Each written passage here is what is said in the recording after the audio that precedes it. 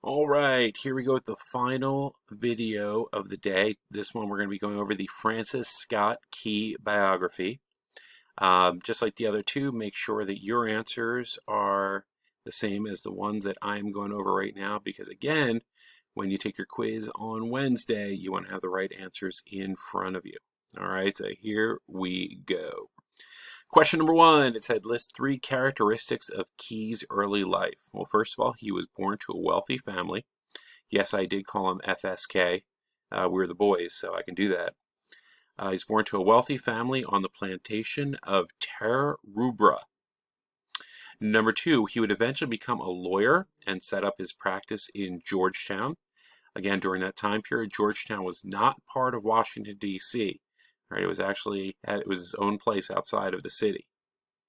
And finally, Francis Scott Key married and had 11 children. That's a lot of children. Right? Imagine having 11 children running around during a pandemic. Number 2, why was Key aboard a British ship during the Battle of Fort McHenry? That's a pretty fair question. All right, again, as I mentioned before, Key was negotiating the freedom of a colleague. His name was Dr. William Beans.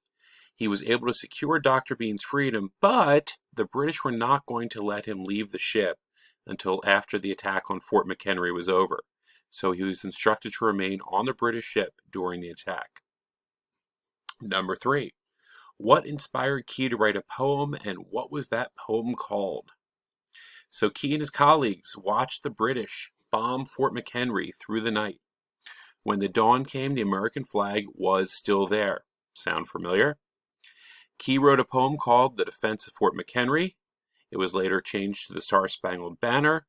I was again put to, well, I'll get to the next question. I'm getting ahead of myself right now.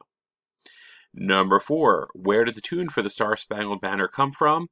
The tune came from a British drinking song by John Sturrod Smith, which was called To Ancrian in Heaven. All right, that's right. Our national anthem came from a British drinking song. Who knew? And finally, number 5, what year was the Star-Spangled Banner declared the national anthem, and who was the president?